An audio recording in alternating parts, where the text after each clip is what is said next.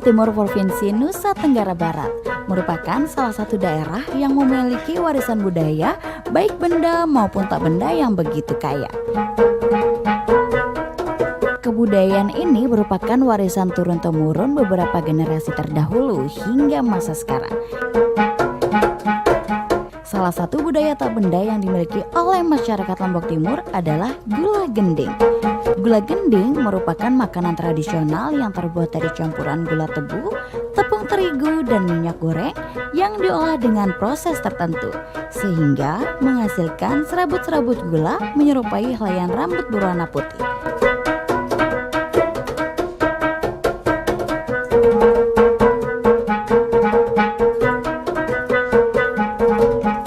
Adapun sebutan lain dari gula gending diantaranya yaitu gulali, arum manis, gula rambut nenek, gula tungtung, dan sebagainya.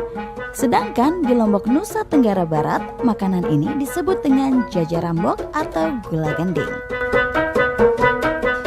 Yang menjadi ciri khas gula gending yang berkembang di Lombok Timur adalah penjajah gula gending menjajakan makanan dengan memukul-mukul rombong atau kotak yang dipergunakan untuk menjajakan arum manis guna menarik perhatian calon pembeli. Hal ini pertama kali dikembangkan oleh Bapak Amak Sayadap sekitar tahun 1930 di Desa Kembang Kerang yang saat ini berubah nama menjadi Desa Kembang Kerang Daya dikarenakan pemekaran wilayah administrasi desa. Dalam perjalanannya, gula gending merupakan sebutan bagi jajanan arum manis beserta rombong atau wadah dan dijajakan secara berkeliling dengan memukul-mukul wadah sebagai upaya menarik pembeli. Gula gending itu sebenarnya ini kan makanan ya, makanan yang terbuat dari gula, tepung, dan minyak gitu. Dalam sejarahnya, ini sebenarnya masyarakat Kembang Kerang ini kemudian menjadi komunitas yang menggeluti. Jadi hampir mayoritas masyarakat Kembang Kerang itu menjadikan gula gending itu menjadi mata pencarian. Nah, kalau dari sejarahnya sebenarnya dulu ada namanya, kalau menurut cerita orang tua itu namanya Amak Sekedap. Jadi dia ini sebenarnya masih satu kampung, tidak tahu entah itu dari mana dia datang. Amak Sekedap ini orang Kembang Kerang Laut. Kan Kembang Kerang ini ada Kembang Kerang Daya, Kembang Kerang Laut. Nah, Amak Sekedap ini menikah dengan orang Kembang Kerang Daya. Nah, kemudian dia membawa keterampilannya itu membuat gula gending itu. Nah, dan inilah yang kemudian dikembangkan oleh masyarakat Kembang Kerang Daya. Nah, ini yang menariknya ini di kampung Kembang Kerang Laut sendiri, gula gending ini tidak berkembang, tapi justru berkembangnya itu adalah di masyarakat Kembang Kerang.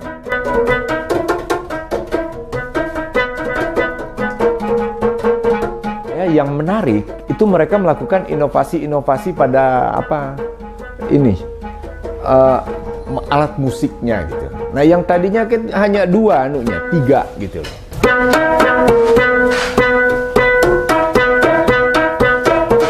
Jadi dia tadinya itu ada yang hanya dua sebenarnya, karena satu itu tempat naruh uang, naruh ini. Nah, yang dua ini itulah yang di ini dong hanya dua. Itu yang dulu. Nah, tapi kemudian berkembang, ada yang nambah lagi gitu. Nah, kemudian berkembang lagi yang lebih ini, itu yang bentuk sekarang. Nah, itu kan ada yang buat kadang-kadang sampai 6 ya. 6 ini ada yang 7, ya 6 lubang ya. Nah, itu kan setiap kotak itu mengeluarkan nada suara yang berbeda gitu kan. Nah, makanya ketika mereka membuat itu, yang dilihat itu suaranya itu ini model suaranya kayak apa nih, ada beda enggak gitu loh. Mulai dari nyaring sampai suara bassnya itu harus terlihat.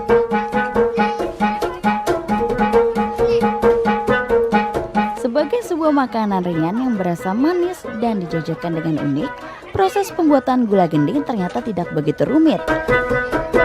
Adapun bahan-bahan yang diperlukan dalam proses pembuatan gula gending adalah gula pasir, air, tepung terigu, minyak goreng, pewarna, dan juga vanili. Sedangkan peralatan yang dipergunakan untuk membuat gula gending adalah yang pertama pertama adalah wajan yang dipergunakan dalam membuat gula gending sebanyak 3 buah. Masing-masing mempunyai fungsi sendiri-sendiri, di antaranya untuk memasak gula pasir, memasak tepung, dan untuk pendingin. Yang kedua yaitu kompor, untuk memasak gula pasir, memasak tepung dengan minyak. Dulu digunakan tungku dari tanah dan bahan bakarnya berupa kayu bakar. Yang ketiga yaitu pelebang, digunakan sebagai tempat membentuk gula gending yang terbuat dari seng atau terbuat dari karpet plastik berukuran sekitar 1 meter persegi. Yang keempat, sotel, adalah kayu yang bentuknya bulat seperti stik drum, panjangnya sekitar 25 cm yang berfungsi sebagai alat untuk menarik gula sehingga terbentuk benang-benang kecil, dan alat ini tidak mengalami perkembangan. Yang kelima yaitu baskom atau bak tempat air, untuk mendinginkan gula yang sudah dimasak. Dahulunya menggunakan paso, yaitu bak yang terbuat dari tanah liat yang berupa gerabah. Yang keenam yaitu pengkores, alat yang terbentuk sendok besar yang digunakan untuk menyendok gula cair dan memindahkan gula yang sudah dimasak ke tempat pendingin. Cara pembuatan gula gending sebagai berikut. Yang pertama, untuk membuat gula gending ukuran 1 kilo gula pasir.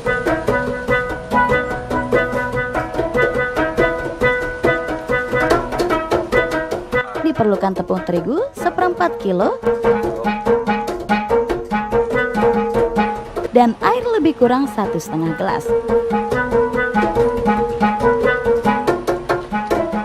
Dan cara pembuatannya yaitu tepung terigu dicampur dengan minyak goreng, lalu dipanaskan sampai mendidih.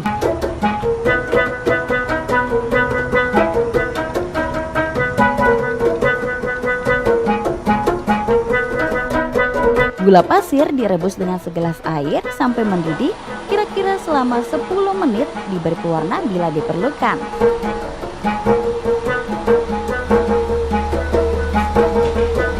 Kemudian dimasukkan ke dalam wajan pendingin yang ditempatkan di atas baskom atau bak air sehingga gula menjadi agak keras.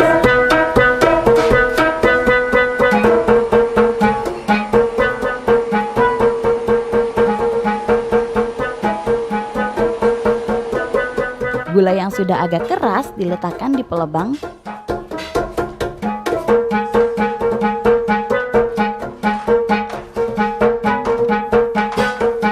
Kemudian dituangkan rebusan tepung terigu dicampur dengan minyak goreng supaya menjadi lemas dan mudah dibentuk menjadi benang-benang.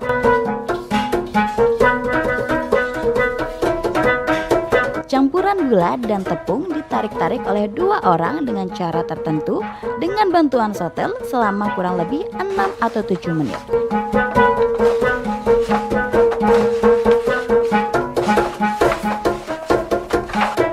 Sehingga terbentuk gula yang terbentuk benang-benang atau serabut-serabut.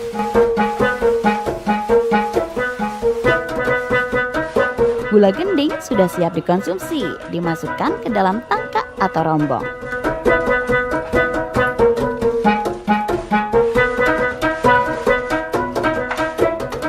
Nah, gula gendingnya sudah selesai. Sekarang kita membuat rombong atau tangkanya. Adapun alat-alat dan perlengkapan yang diperlukan untuk membuat rombong atau tangka adalah yang pertama yaitu plat seng atau aluminium. Yang kedua, gunting plat untuk menggunting lembaran seng sebagai bahan dasar pembuatan tangka. Yang ketiga, tang sebagai alat penjepit dan memegang sambungan seng. Yang keempat, obeng membuat lubang dan pembuatan keling pada sambungan seng. Yang kelima, palu besi dan palu kayu sebagai alat pemukul meratakan lembaran seng dan membuat lubang serta sambungan. Yang keenam, solder dan cepang patri untuk mensolder sambungan bahan-bahan. Yang ketujuh, kikir menghaluskan permukaan sambungan.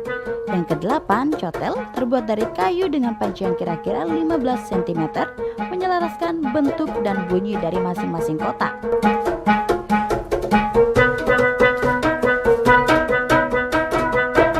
Yang kesembilan, cepang dempul mendempul bagian yang masih belum sempurna. 10, kuas untuk mengecat tabung yang sudah selesai.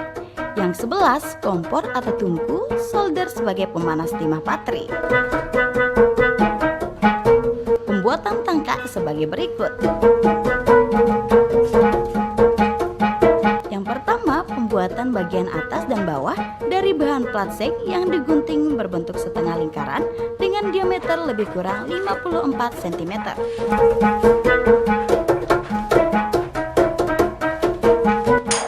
Yang kedua, bagian atas dibuat lubang sebanyak 2 buah dengan diameter masing-masing 15 cm dan 12 cm. Yang ketiga, bagian pinggir berbentuk persegi panjang dengan panjang menyesuaikan dengan keliling alas dan bagian pinggir alas.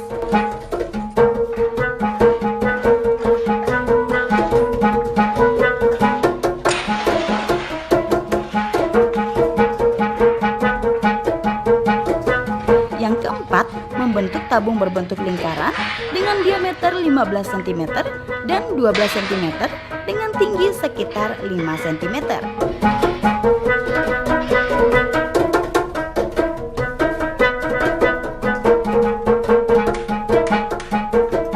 Yang kelima, membuat kantong-kantong yang berbentuk persegi panjang dengan tinggi 14,5 cm, lebar 12 cm, dan tebal 5 cm sebanyak 6 buah.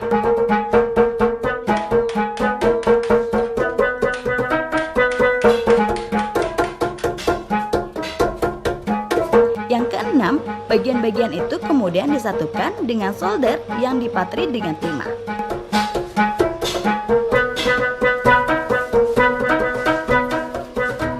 Yang ketujuh, bagian-bagian yang telah disatukan diselaraskan dengan kombinasi susunan yang baik sehingga tampak lebih menarik.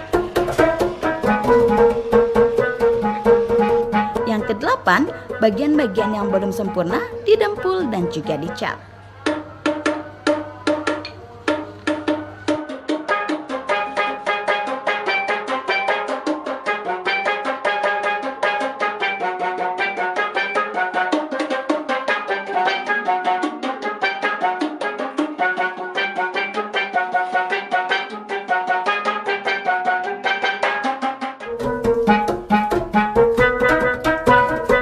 Keberadaan gula gending hingga hari ini tentunya mempunyai fungsi dan nilai bagi masyarakat, khususnya bagi masyarakat pendukungnya, yakni di Desa Kembang Karangdaya. Adapun fungsi dari gula gending diantaranya fungsi ekonomi. Keberadaan gula gending dari awal muncul hingga hari ini sangat berkaitan dengan pemenuhan kebutuhan ekonomi bagi pelakunya. Dan dilatar belakangi fungsi ini pula, persebaran gula gending tak hanya di Pulau Lombok saja, namun telah menjangkau pulau lain di luar Lombok, di antaranya Kalimantan, Papua, dan juga Sulawesi. Hiburan.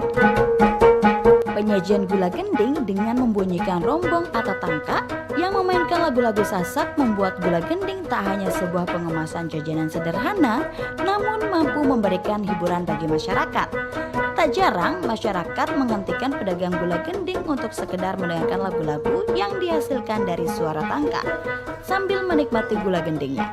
Dan keberadaan ini pula tengah berkembang hingga diadakan festival gula gending di Desa Kembang Karangdaya beberapa waktu yang lalu. Festival ini untuk membuka pengetahuan generasi masa kini akan keberadaan gula gending yang tak hanya sebagai media mencari nafkah, namun juga mampu sebagai hiburan. Fungsi sarana pendidikan. Melihat ketekunan dari para pelaku atau pedagang gula gending dalam menggeluti profesinya, memberikan sebuah gambaran sosial yang mampu dipetik sebagai pelajaran mengenai ketekunan, kesabaran, kegigihan berjuang. Dan hal ini mampu ditunjukkan oleh para pedagang gula gending. Salah satunya adalah bahwa mereka mampu menyekolahkan anaknya hingga sarjana. Adapun nilai nilai-nilai yang terkandung dalam gula gending diantaranya adalah nilai ekonomi kreatif. Hal ini dapat dilihat mulai dari proses pembuatan gula gending maupun rombong atau tangkaknya, pemenuhan bahan serta peralatan yang dipergunakan dalam memproduksi gula gending dan tangkak tentu saja membuat perekonomian masyarakat ikut berputar. Hal ini ditambah lagi dengan penjualan gula gending dan tangkaknya. Bicara tentang tangkak, tidak hanya orang atau pelaku gula gending yang bisa membuatnya, sehingga mereka harus membeli. Sehingga proses produksi tangkak mampu memberikan nilai ekonomi bagi pengrajinnya. Nilai diplomasi budaya. Keberadaan gula gending memberikan sebuah sarana diplomasi budaya bagi desa Kembang Kerangdaya, bahkan bagi Kabupaten Lombok Timur. Pengemasan nan sederhana dan bunyi nan berirama yang keluar dari tangkak bisa dipergunakan sebagai branding kekayaan budaya yang ada di Lombok Timur. Nilai estetika. Keindahan pada rombong atau tangkak dapat dilihat dari bentuk fisiknya yang terbentuk melingkar dan terdiri dari beberapa kotak kecil yang menempel, serta hiasan-hiasan yang seringkali ditambahkan oleh pelaku gula gending. Hal ini membuat sebuah daya tarik tersendiri pada penglihatan. Keindahan selanjutnya adalah bunyi yang dihasilkan tatkala tangkak dipukul dengan memainkan lagu-lagu Sasak. Alunan suara yang keluar dari tangkak membuat suara yang khas diterima oleh telinga bagi yang mendengarkan.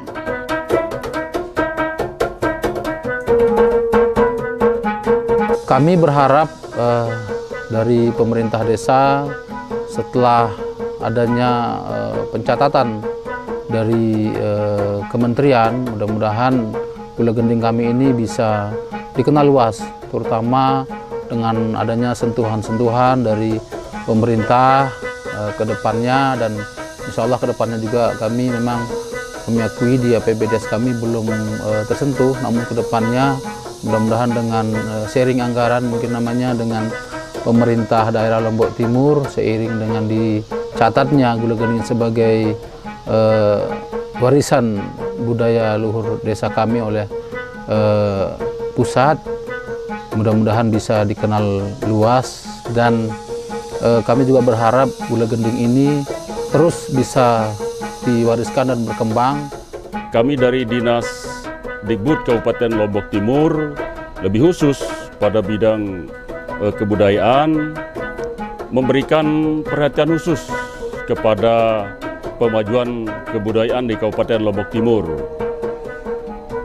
Karena saya katakan lebih khusus itu mengingat di Kabupaten Lombok Timur kaitannya dengan kebudayaan ini sangat-sangat dibutuhkan untuk segera dibangunkan kembali. Saya anggap ini tidur berkaitan dengan satuan pendidikan di SD dan di SMP. Karena itu saya kalaupun saya baru kurang dari sebulan ini langsung mengajak kepala dinas untuk mengangkat kembali kaitannya dengan budaya untuk satuan pendidikan. Lebih-lebih yang dikatakan sekarang dengan 10 objek pemajuan kebudayaan.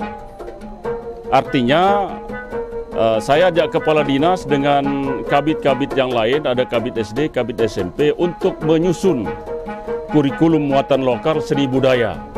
Ini sudah lama, tetapi ada sudah 15 tahun itu sudah tenggelam, tidur. Kita bangunkan kembali, dan sudah kita buat tim, itu dari akademisi, dari budayawan, dan itu kita harapkan nanti untuk bisa workshop akhir Mei ini, kemudian launching pada sekitar bulan Juni, Juli atau tahun ajaran ini. Dan itu sudah menjadi kesepakatan. Itu dalam bentuk perhatian kita untuk pemajuan kebudayaan di satuan pendidikan. Harapan kami ke depan untuk gula gending ini, terutama bagi masyarakat kami yang di Kembang Kerangdaya ini, bahwa gula gending ini merupakan suatu aset budaya bagi kita, yang dimana sudah dikenal di negara maupun mancanegara. Oleh karena itu, marilah kita lestarikan dengan kita menekuni atau menggeluti atau menghayati dengan belajar tanpa ada rasa malu maupun gengsi. Gula gending ternyata tak hanya sebagai sebuah sarana masyarakat guna menjemput rezeki, namun juga mempunyai fungsi dan nilai yang sangat mendalam di ranah kebudayaan. Sehingga keberadaannya perlu ditopang oleh semua stakeholder di Kabupaten Lombok Timur maupun Provinsi Nusa Tenggara Barat.